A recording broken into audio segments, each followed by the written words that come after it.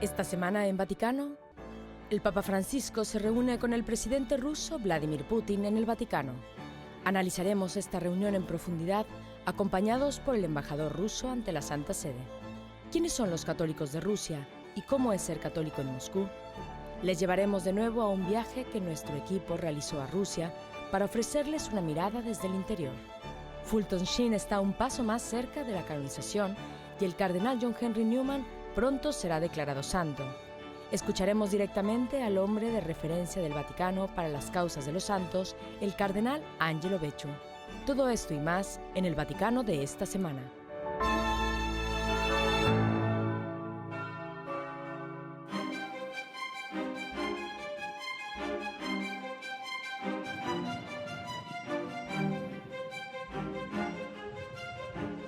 Por tercera vez en su pontificado, el Papa Francisco dio la bienvenida al presidente de la Federación Rusa, Vladimir Putin, en el Palacio Apostólico. La delegación rusa estaba compuesta por Sergei Lavrov, ministro de Asuntos Exteriores, y por representantes del gobierno, junto al embajador ruso ante la Santa Sede, Alexandr Abdev.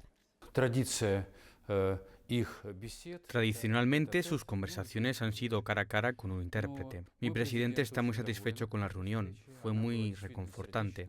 Mantuvieron una magnífica conversación política y filosófica sobre el mundo de hoy. Uno de los pasos concretos que se dieron para tender hacia una mayor cooperación entre la Santa Sede y Rusia fue la firma de un memorando de colaboración con el Hospital Pediátrico Bambino Gesù del Vaticano y el Ministerio de Salud ruso. El Bambino Gesù es uno de los hospitales de niños más famosos del mundo. Allí se realizan cirugías únicas, trasplantes de órganos y operaciones de neurocirugía. Salvan la vida de muchos niños. Estamos agradecidos al Vaticano por tratar a 25 o 30 niños rusos al año en este hospital. Todos ellos se recuperan y regresan a casa, gracias a Dios, sanos. La experiencia y el equipo técnico del hospital es del más alto nivel. Ayer, nuestra ministra de Salud, la señora Kostosova, visitó el hospital, firmó un memorando y acordamos una cooperación científica.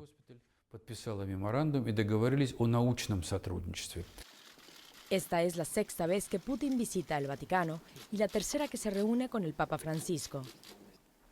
Esta serie de encuentros, sin duda, han ayudado a establecer mayores lazos con los ortodoxos rusos y sirvieron para allanar el camino para el histórico encuentro que el Papa Francisco y el patriarca Kirill tuvieron en La Habana en 2016. Católicos y hermanos ortodoxos, no todo es siempre fácil entre las iglesias, pero todos entienden muy bien que solo trabajando juntos ambas iglesias pueden superar los nuevos riesgos y amenazas que nos llegan en el siglo XXI. En primer lugar, riesgos y amenazas tales como la destrucción de valores morales como la impiedad o la anarquía, tanto la anarquía espiritual como la anarquía moral. Pero creo que la cooperación entre ambas iglesias y entre nuestros países nos ayudará a protegernos de estos peligros.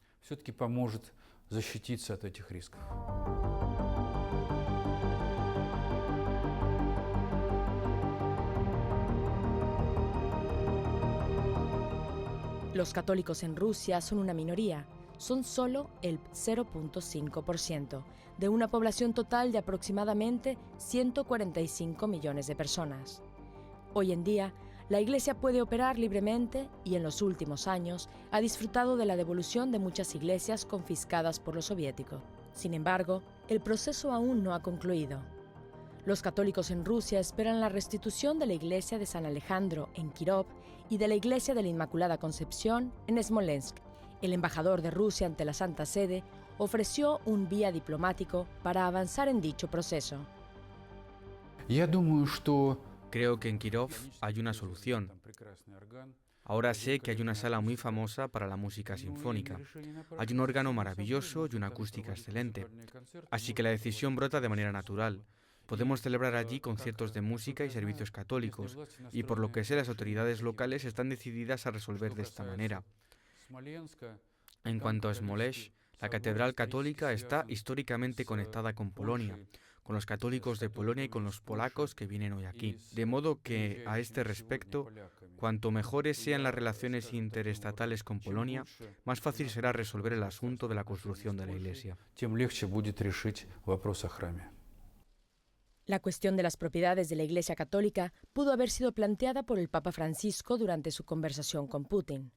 El momento del intercambio de regalos fue muy significativo. El presidente Putin entregó al Papa un ícono de los santos Pedro y Pablo y un DVD de la película El pecado de un cineasta ruso dedicado a la figura de Miguel Ángel. A su vez, el Papa Francisco regaló a Putin un grabado de 1774 de Giuseppe Bassi que representa la Plaza de San Pedro junto con la medalla que celebra el centenario del final de la Primera Guerra Mundial. También le dio copias de sus escritos como las exhortaciones apostólicas Christus Vivit, Gaudate et Exultate y un mensaje firmado personalmente para la Jornada Mundial de la Paz 2019.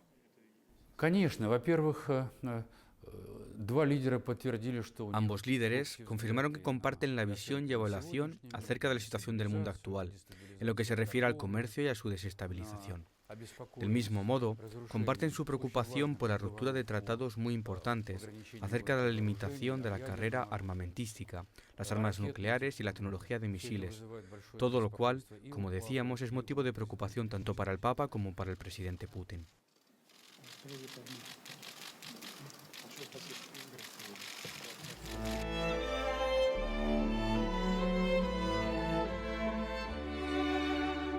En breves instantes, viajaremos a Rusia para descubrir cómo es la vida de los católicos allí.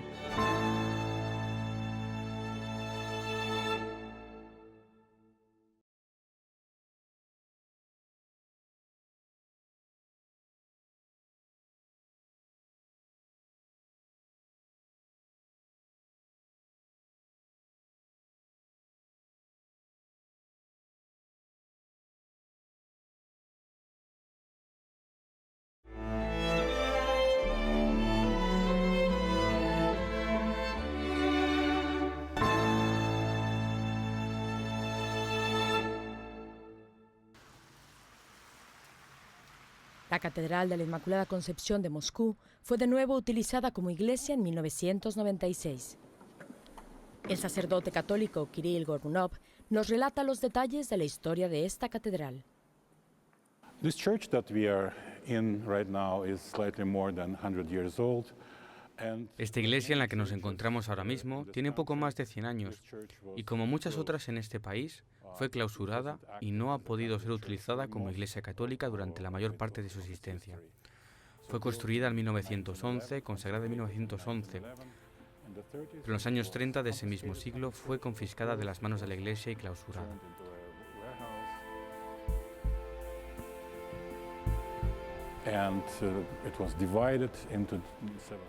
La convirtieron en un almacén y la dividieron en diversas plantas. El objetivo principal de las autoridades probablemente era arruinar esta iglesia y hacerla desaparecer.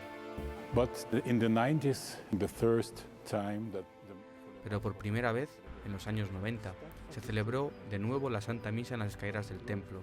Fue en las Navidades de 1990 y poco a poco algunas de las estancias fueron devueltas a los fieles. De modo que, como el resto de la Iglesia Católica en Rusia, los católicos de Moscú y esta parroquia tuvieron que reconstruir la iglesia desde los cimientos.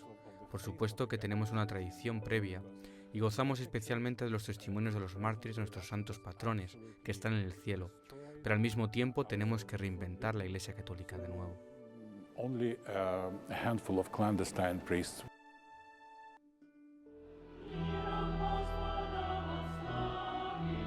La comunidad es muy activa y encarna el verdadero significado del catolicismo.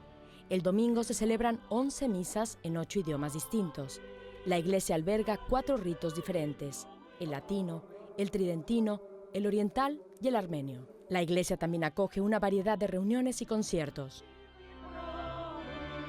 Tras 25 años en la Iglesia Católica rusa, así como 7 sirviendo como sacerdote aquí, considero que el trabajo y servicio que hemos realizado no ha sido solo para los propios católicos, sino que gran parte del mismo también ha sido para la Iglesia Ortodoxa.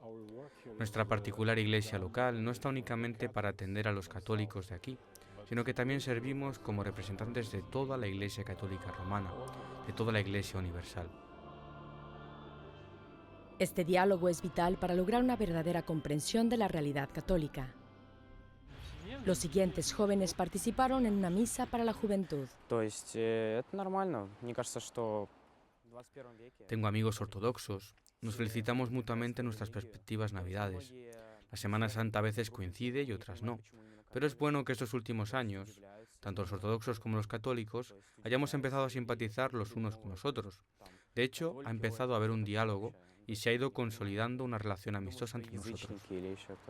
Oleg, amigo de Maskin, apunta que su padre y su madre son respectivamente ortodoxo y católica y que guarda la esperanza de que la Iglesia vuelva a unirse de nuevo. Pienso que en el siglo XXI, cada cual es libre de escoger su propia religión, pero es cierto que algunos de mis amigos y compañeros se quedan sorprendidos al oír que soy católico, porque no lo entienden.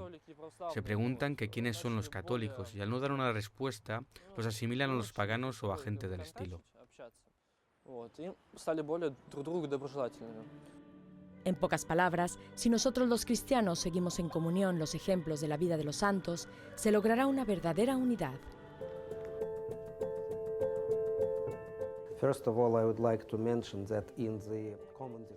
Antes que nada, me gustaría mencionar que el asunto de los santos fue deliberadamente incluido en la declaración común del Papa Francisco y el Patriarca Kirill.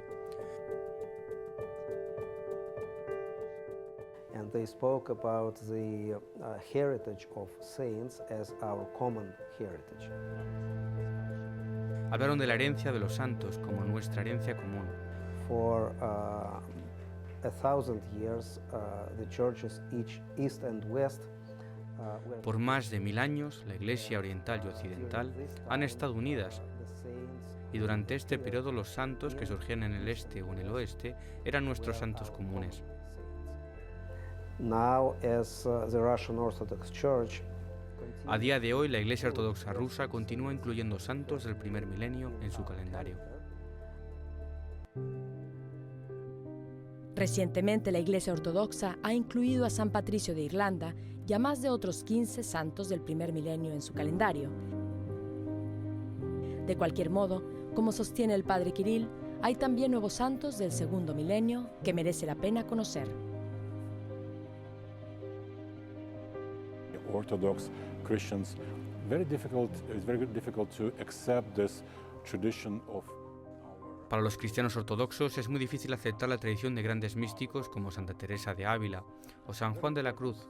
Son personas muy importantes para la Iglesia Católica, pero no exentos de suspicacias para los cristianos ortodoxos. Y creo que aún dando pequeños pasos y conociendo su teología real.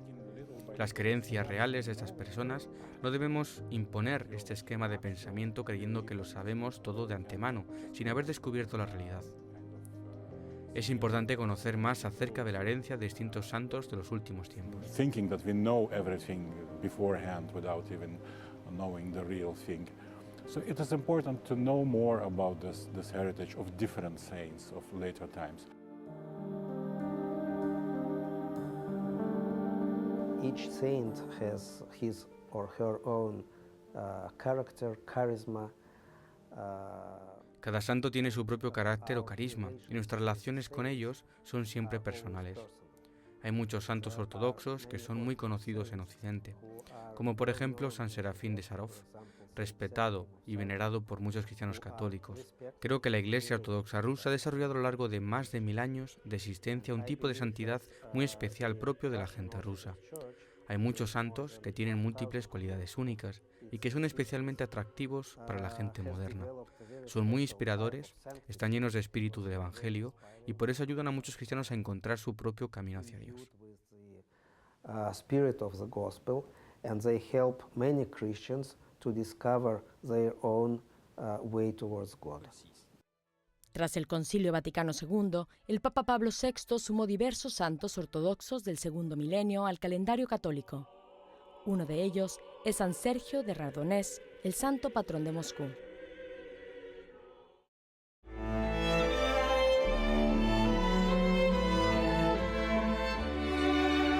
Tras una breve pausa, podrán saber más acerca de cómo convertirse en santo gracias al prefecto de la Congregación para las Causas de los Santos.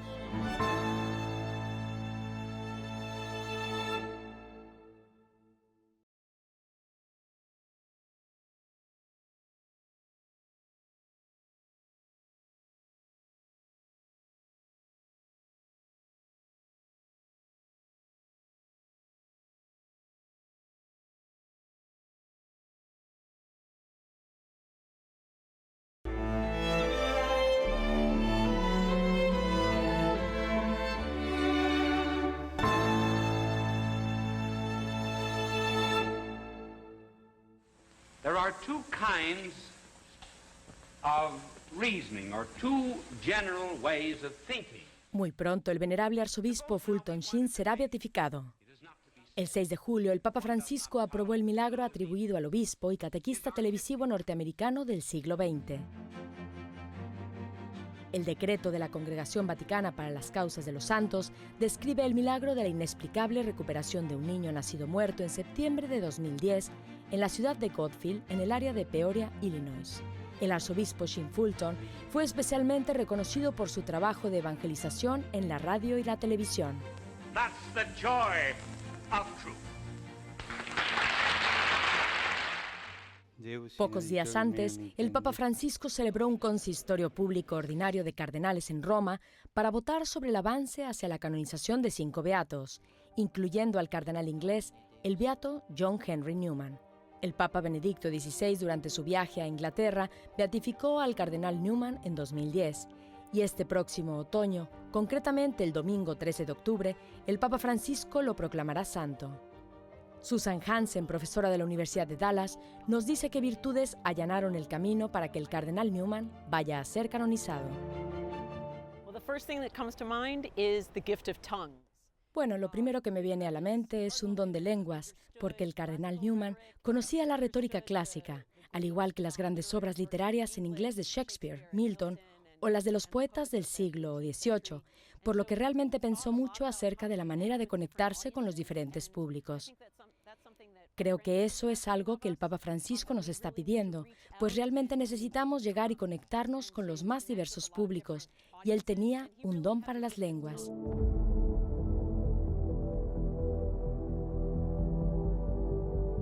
So, after 300 years of the Protestant Reformation, después de 300 años de la Reforma Protestante, la figura de Newman habla de una segunda o tercera primavera en el catolicismo anglosajón. Por ello considero que en este sentido fue un misionero para el mundo angloparlante.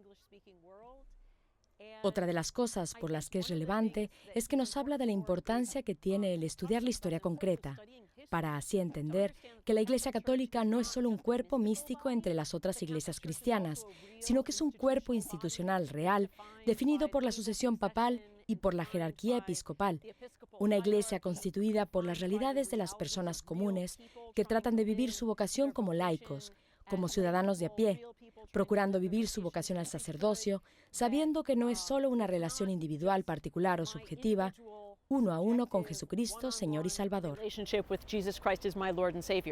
Por su parte, el ministro de Fe de Gran Bretaña, Lord Bourne, dijo a EWTN a principios de esta primavera que la canonización del cardenal Newman será muy bien acogida por todos los británicos. Algo así. Honrar a alguien de Gran Bretaña es algo que está muy bien recibido, algo que tiene una gran acogida en todo el país. Fue un gran británico, y por eso ha sido honrado por el Papa y por la Iglesia Católica, y eso solo puede ser bueno.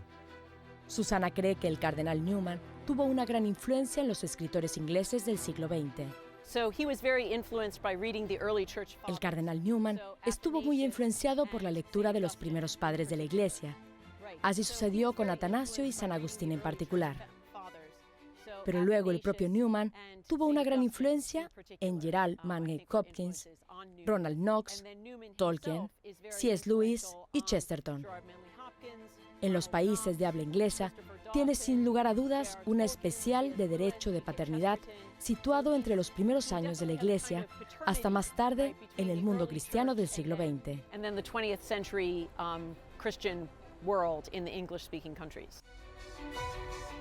Para aquellos que no están familiarizados con las obras del cardenal Newman, Susana recomienda comenzar con su relato autobiográfico, Apología de Pro Vita Sua, pues leyendo esta obra queda claro por qué el cardenal Newman se convirtió al catolicismo.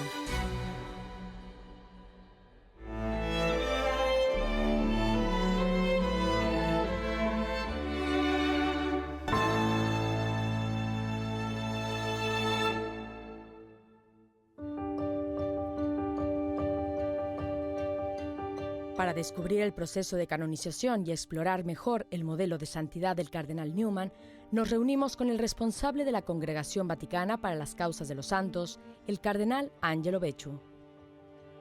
Il beato John Henry Newman nacque in Inghilterra, a Londra, il 21 aprile 1801. Il modello di santità di Newman è il modello di chi... El modelo de santidad de Newman es un modelo para aquellos que honestamente han buscado la verdad. Eso es lo que yo diría. Hizo prevalecer el sentido de su conciencia para luego emprender un viaje de descubrimiento de la verdad. Fue primero anglicano, para después, gracias al estudio y a la oración, darse cuenta de que en la Iglesia Católica encontraría la plenitud del modelo de iglesia que Jesucristo había planeado. Por lo tanto, antes y después, fue un hombre que vivió coherentemente, ya que cultivaba la primacía de la conciencia. Me gustaría preguntarle, Su Eminencia, acerca de la estructura de esta congregación para los santos y cómo es su funcionamiento. Funciona como un tribunal último. Hay que disculpar la palabra tribunal, pero es desde donde se examinan los procesos que conducen a la santidad de un candidato. Porque como sabemos, primero tenemos la fase diocesana y luego la fase romana. De manera que aquí llega al final de un caso, que ha pasado por tanto un recorrido, que ha podido durar unos pocos años, pero también de 10 a 20. Otros incluso pueden llegar a alcanzar varios siglos. Es el punto final de todo el proceso que comienza la diócesis. Luego llega aquí donde se examinan las causas. Si se trata de milagros, se considera la opinión de los médicos, después de las opiniones de los teólogos, y una vez pasadas estas dos fases, el expediente pasa a los cardenales y a los obispos. Se examinan bien todos los aspectos, y si hay acuerdo, se transmiten al Santo Padre porque es él quien decide al final. L'accordo viene poi passato al Santo Padre, perché è lui che decide alla fine. Dal Vaticano II, Desde el Concilio Vaticano II, ¿de qué modo han cambiado estas nuevas causas de canonización con el decreto y el llamado universal a la santidad? sono cambiate queste nuove cause di canonizzazione. Dopo il Vaticano II sono aumentati anche... Desde el Concilio Vaticano II ha aumentado también el número de santos. Ya no son solo religiosos o religiosas, sino también laicos, padres de familia, médicos, jóvenes, en definitiva, la variedad del pueblo de Dios. Oggi si parla dei costi. Muchas veces hoy se habla de costos. Oímos que los gastos son demasiado altos por una causa de canonización. Incluso el Papa Francisco ha hablado de eso. ¿Pueden ser los gastos un obstáculo para avanzar en una causa de canonización? Per avanzare una causa di canonizzazione? Ma no, ma io penso che ci sia troppa letteratura su questo dico. Pues no, pero sí que considero que hay demasiado escrito sobre esto de los costes. En primer lugar, nosotros como congregación no estamos implicados, porque es la diócesis la que actúa. La diócesis de los laicos, como yo digo, la asociación laica o los conventos religiosos. Ellos son los que toman la iniciativa. Luego el obispo constituye el tribunal para poder llevar adelante los casos.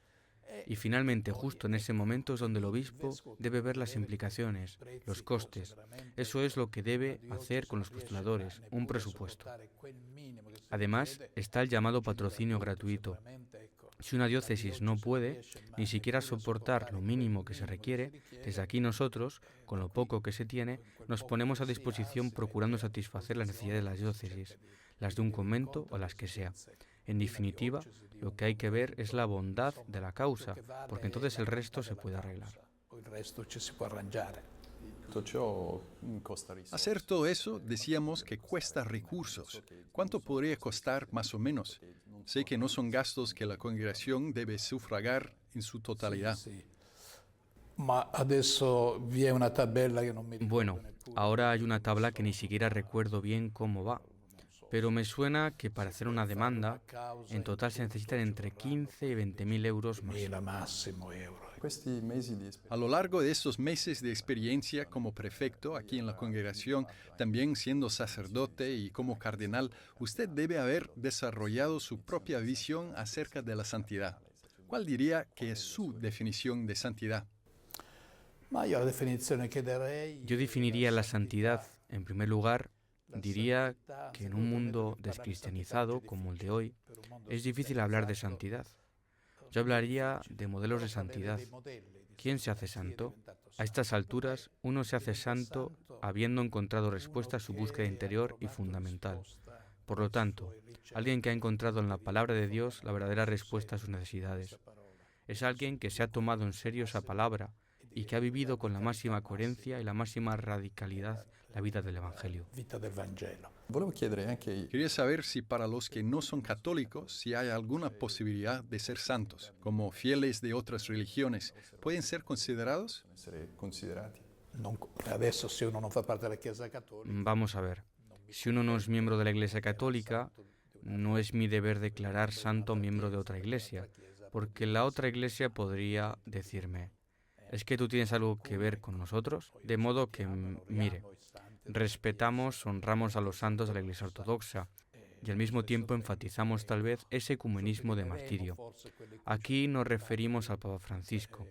Es decir, muchos católicos ortodoxos o protestantes han dado sus vidas por el testimonio, por fidelidad a Jesucristo, y han sido asesinados precisamente por el odio, por la fe, en el odio a Jesucristo. in odio a Gesù Cristo. In quale limite possono essere? ¿Hasta qué punto puede la orientación sexual ser un obstáculo para la santificación? Se vive bene il Vangelo, la sua Si vive bien el Evangelio, su castidad, viviendo según la voluntad de Dios, cualquier persona puede ser santa. Pero igual que aquellos que se definen teniendo trascendencias sexuales, si han vivido heroicamente el Evangelio, si han vivido su castidad, ese es el juicio de Dios. questo è il giudizio di Dio.